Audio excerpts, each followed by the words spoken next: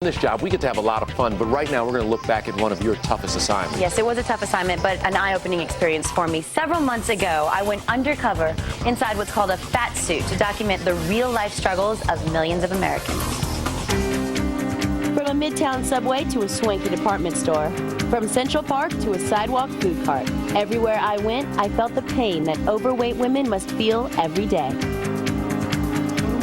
There are the sideway glances, the double takes, the stares, and sometimes even behind the back comments. Our ET hidden cameras caught them all as I walked the streets of New York. I've never seen people look away so fast. My transformation began here, putting on the fat suit that would change me from a 125-pound size 4 to a 350-pound size 28. Oh, okay. It's pretty tight inside. I'm sucking in to put the suit on. That's ironic, right? So what exactly is my costume made of? We went inside the Fat Suit factory where special effects artist Robert Hall, owner of Almost Human, created my gear. Janetta here has fabricated all of these different little fat rolls. She's sewn them all together and added the different weights to them. Then came the next step of the process, 5 hours in the makeup chair. And even my hands and fingertips put on some pounds.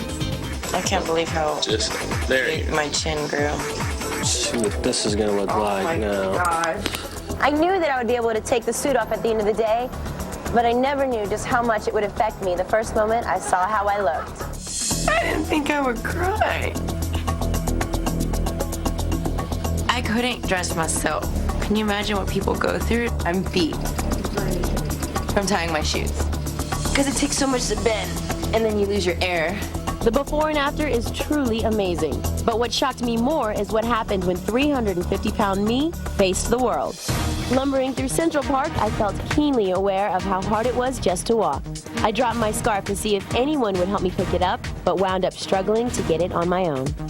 The 4 runners that were in their short little skinny shorts that said in different language, gross. But not everyone treated me that way. When I lost my shoe, this man came to my rescue, taking the time to help me put it back on. Can you just slip it on for a moment? This subway isn't exactly the kind of place that makes anyone feel comfortable, but it's a pretty awful place for an overweight person to be. It's very difficult to get through the turnstile, obviously. Thank God I was surrounded by friends who were helping me, because if not, I would have probably been completely, utterly shunned, embarrassed, and abused. Excuse me. On the way out, this guy was so quick to literally shove me out the way. What amazes me is how quick people are to run in front of me so that they don't think that they can get stuck behind me. Once I got back on the streets, I thought I'd check out some shopping. But even before I got to a store, I couldn't catch a break. I asked for directions to Saks Fifth Avenue. The guy said, I have no idea what you're talking about. Wouldn't you at least say, well, let's figure out where Fifth Avenue is? Because I said, I'm not from here. Nope, he ran off. Just because I was an overweight woman didn't mean I couldn't shop like the rest of America. But when I went into a ritzy store, I was completely ignored. Not one salesperson would come to my aid. And I had the same color money as everyone else. But as hurtful as all this was, as the day wore on, I started to see that there seemed to be a connection between the way others treat you and the way you feel about yourself. Throughout the day, I started out by not looking at people, but the more that I look people in the eye and I say hi. Hello, sir. When Vanessa came out, they treated me like Vanessa. Is it extra for extra cream cheese? You want extra cream cheese? Please. Sure, for you. I did get plenty of gawks and stares, and some people wouldn't even give me the time of day. But when I came back as my unpadded self, it was a different story. Excuse me, you know how to get to Saks Fifth Avenue? Or do you know where? Yeah. Okay. And then you gotta go down Fifth Avenue. And it was a different story on the subway. Today, a guy wanted me to listen to his music. I almost fell over. He helped me up. A guy held open the subway door so that me and all my friends can get through. Thank you. The discrimination that overweight people faced is very familiar to these plus-size advocates. For Sandy Schaefer, Kimberly Smith, and Andy Bray, it's everyday reality. Every day you're bombarded with things that say you should wear pantyhose to pull in your stomach. You should wear these boots so you'll look taller and therefore thinner. It's just natural whenever you see thin women on TV, you think, that's what I'm supposed to strive for. The women belong to the National Association to Advance Fat Acceptance. And when I showed them part of our ET undercover investigation, I found out how they felt about all those looks and stares.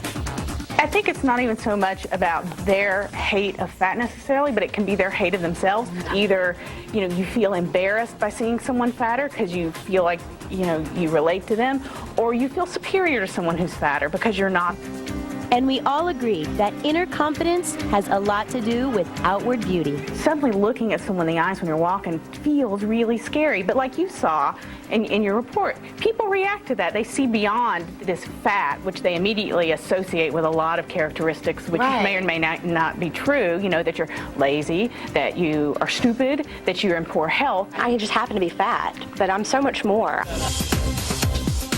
My greatest hope is at the end of this whole process, everyone's learned something about themselves and about how they treat people and get to know people.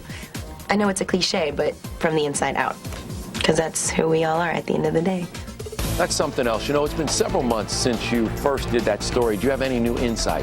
Well, the experience helped me understand daily struggles that overweight people go through. And I tell you, walking a mile in someone else's shoes teaches you a lot. And for me, I found out firsthand that we all need to work on our understanding and compassion for larger people.